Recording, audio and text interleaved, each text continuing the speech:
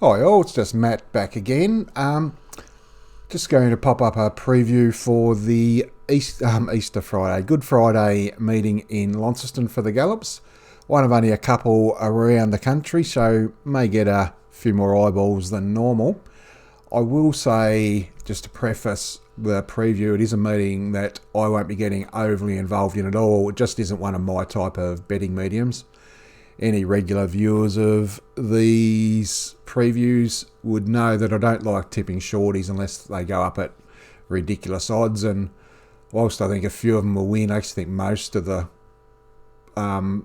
winners are pretty well found in the markets currently. None have gone up at ridiculously short prices. Trying to find something at a bit of value that we can have something each way on. I really struggled here as well. Obviously we managed to lob on one last week with the old mare doing the job at $21 for us, but the one having something on in race 1 is Shake Your Tushy, like currently $26.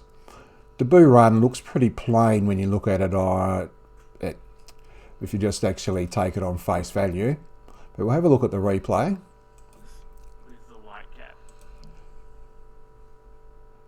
So it's got green colours, the gold band and white sleeves and a gold cap. So it's last out. And then it gets stuck behind a couple of slow ones here and another horse falters and goes back through and it finishes up a long way behind the leaders. So obviously it's lost sight of the lure there. So yeah, you'd probably say it's probably 2 lengths. I think sort of fair enough just to say. And then it sort of chased all the way. Widest didn't take shortcuts.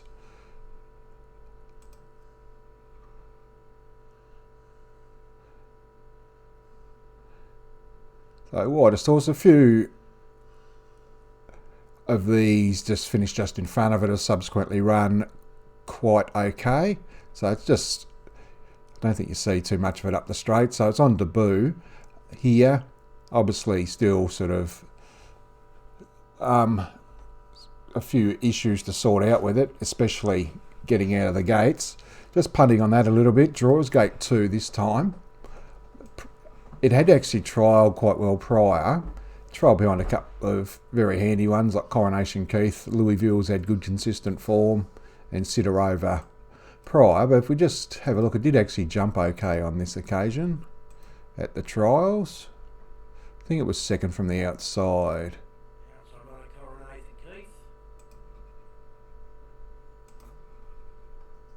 So I'm just punting on gate 2 here on Friday. Just with the white sleeves. There's second from the outside. It might be able to take up a slightly better position in running. There's not a ton of early speed drawn around it. So if it can jump with them and muster up, it may settle sort of 4th or 5th back on the inside. And based on that debut run, it did whack away quite well. So if it gets a softish run in transit this time, I reckon it's well worth a play on a sort of 1x3, 1x4 type basis at $26. As you can see, this winner of this trial came out and won. Louisville here in the yellows, run like 4 or 5 placings in a row. Okay. Sort of competitive with them. So I don't think it's the worst bet in the world. Just as I said, just about the only one on the entire card that I can see at a little bit of value that may be worth a few coins. Obviously, GG Real Deal's hard to go past. Went under at similar odds last time. Did have legit excuses. Scribbler has trialled very well on a couple of occasions. And then you've got Cheeky One was pretty good in resuming in a tougher race.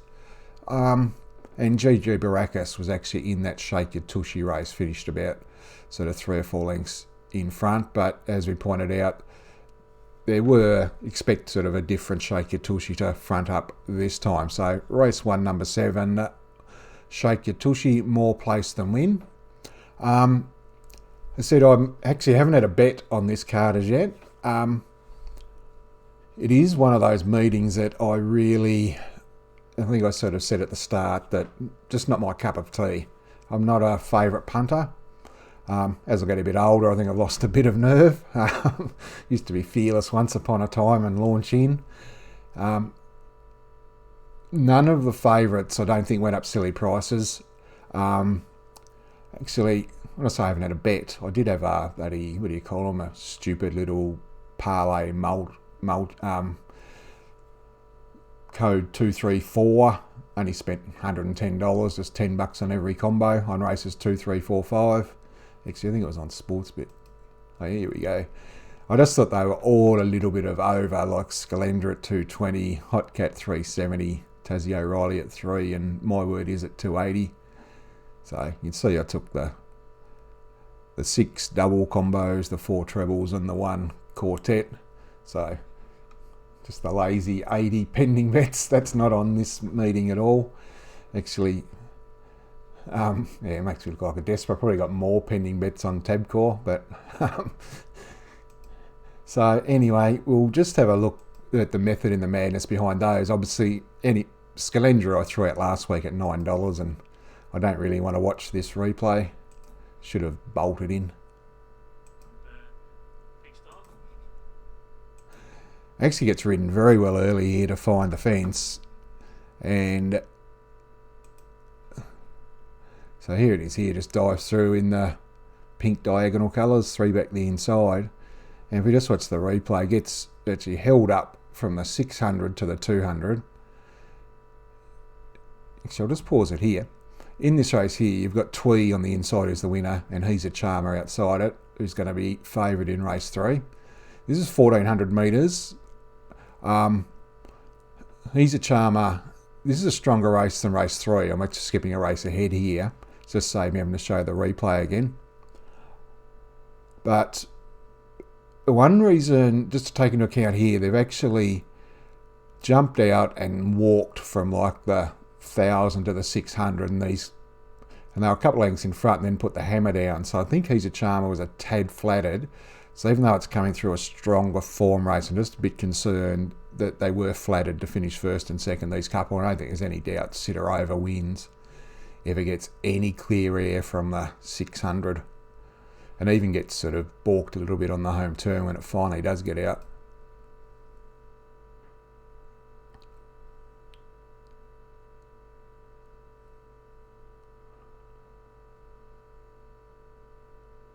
You can see they put the hammer down these front two, and because they had it soft in front and put a gap on the rest, but he's Sitter Over.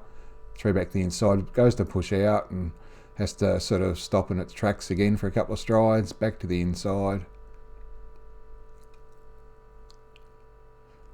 It is Sitter Over though. She's never the ideal horse to take short odds about. It does have a few convictions at shortish odds, but as you can see there's no doubt she should have won that. The third, as we've already pointed out, we've got He's a Charmer, we just showed in that replay there. The one I've actually thrown into that little multi is Hot Cat. It was in the same race as Maggie's Quest last time. Maggie's Quest beat at home, but I think Hot Cat went at least as well, drew the outside gate and was a victim of those circumstances. We'll watch the replay here. Just wears the black colours, draws the, as I mentioned, outside gate. Cat goes in.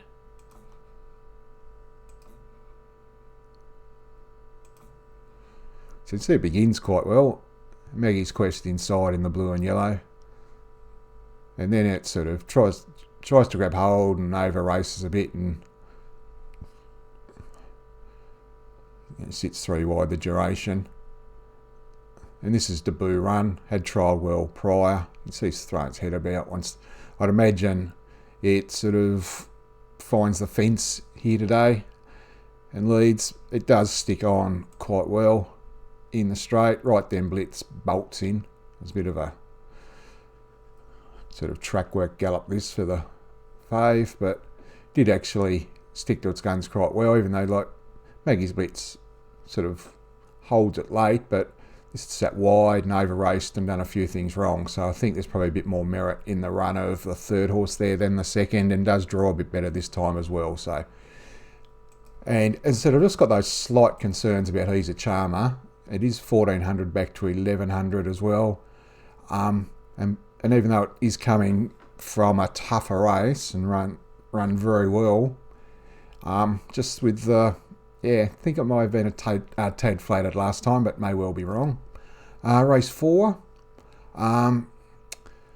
Most of these went around against each other last time. It was a bit of a funnily run race. Da Vinci, I think, said 14 starts in its life and never run badly, but never saluted.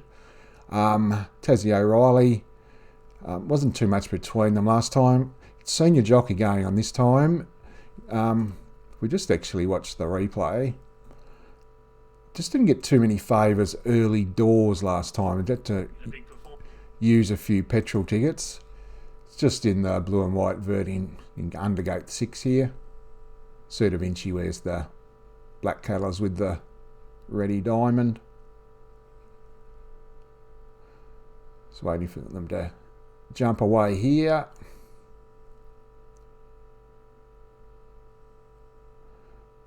So jumps okay and knuckles over a little bit. Here's Da Vinci crossing over.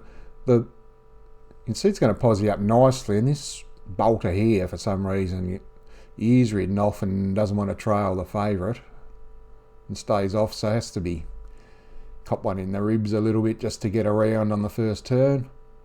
Just a little bit of, a few petrol tickets, no real excuses, but you don't really need that to happen. But no idea why they didn't want to sit leaders back there behind a favourable horse. Anyway, so there's a few others in the race here. You got Mr. Zigmon back on the inside. You got Siskai out the back here. Probably goes a bit before acceptances. And Step Aside Rousey has a good run in transit, and the leaders are left a bit of a sitting shot when a few had overdone things early doors. So you can see Tassie O'Reilly peels off here. Siskai's come round and the leaders have got away. Just sort of hangs in a bit, Tassie O'Reilly, round the home turn. You can't use too much vigour on it round the turn. As I mentioned, so Senior Jockey back on this today, I reckon, might be a big advantage. And does get going again late when it sort of hits the gap. So there's not much between those, obviously. Just think Tassie O'Reilly betting on the Senior Jockey factor. I think I've actually got Craig Newitt on in races 3, 4 and 5. And my word is, I just think it's due to win. Looked unlucky last time. Previous starts at 3 deep. The trip in the Mowbray Stakes at Weight for Age against Newhart, Mandela Effect, Swoop Dog. Might watch that first of all. This is one of the premier events on the Tasmanian racing calendar. So you can see it's sitting outside Sir Simon early. Hopefully they ride it as aggressive this time. Not 3 deep the trip, but... So you see you got Swoop Dog outside, 3 deep. You've got Newhart, probably the best horse in the state at the moment, and Mandela Effect is the other one in that argument as well. So they're the 2 best horses in the state, back on the inside. And Weight for Age here, and sort of holding its own. So, and next start, don't think there's much argument. It should have won here.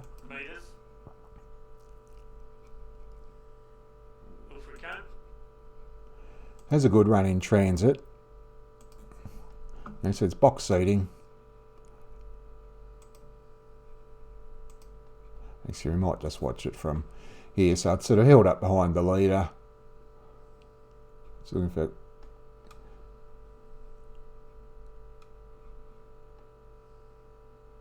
And once you just see the way it motors, once it gets clear of the other horses it's trying to burst between here. Now it's clear. So it's savaging the line. The winner of that race had good form as well, Gregorian Chance. So I think Manalina never runs badly either. Just think, my word is, just think it maps to race in the first couple. You're probably going to have Stelladoni leading, Argyle Beach kicking up, and then you have Manalina, and my word is probably running 3rd and 4th from there. So Lob's 1 out, 1 back in the run. Happy to be on. My word is. Other races, I said, most of them I'm tipping favourites. Ivory Man looks to have found a very, very winnable race, but not exactly renowned for sticking its head out, but very hard to tip against it. There's the great Rianne's Diamond. Good on you, old girl.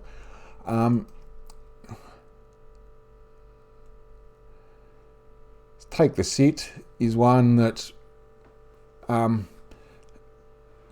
she's got form around good horses.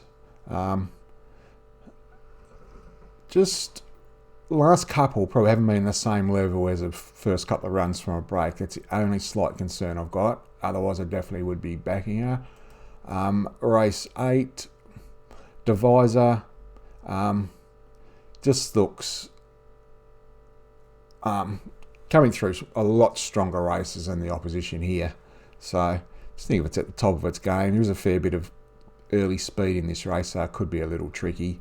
But another one that's difficult to go past, even with the wide gate. And the last race, obviously the likely favourites come out, which has thrown it way, sort of had more chance in the local chook raffle, I'm guessing. But GG Socks, I couldn't take the price in a fit, but it's probably going to my head to pick one. It would be the one I had on top. Hence, you can see less confident the last 4 races. As I said, so those 2, 3, 4, 5, I said I've just had coins on just gives me an interest on the races I don't have to bet in. Just whilst I'm at it, just with the harness over the weekend, I'll be very quiet on that front as well. There's nothing on the Friday night meeting in Hobart that takes my fancy. And even on the Sunday night meeting, there's not much at all. The only bet I've actually had there, I actually backed the favourite in the Easter Cup as well. So, actually, where are we? So we go racing. It's Saturday night, isn't it? So, actually, we don't want these gallopers.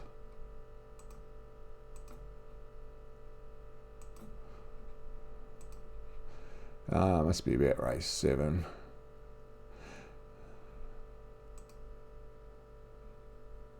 Yeah, so will he go west? I just thought it should be sort of like 190 even money. They put up 280, so you see it's still 5 to 4. So still there's a little bit of juice in the price if you.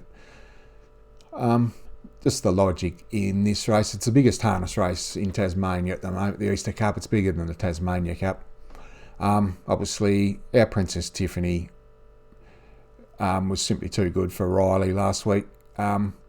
Difference this week is that there's only 8 or 9 in the heat. This week she's got 14 horses in front of her. So if Willie Go West, there's nothing off the front who wouldn't hand up to it. So if it just steps reasonably, it's going to get the front.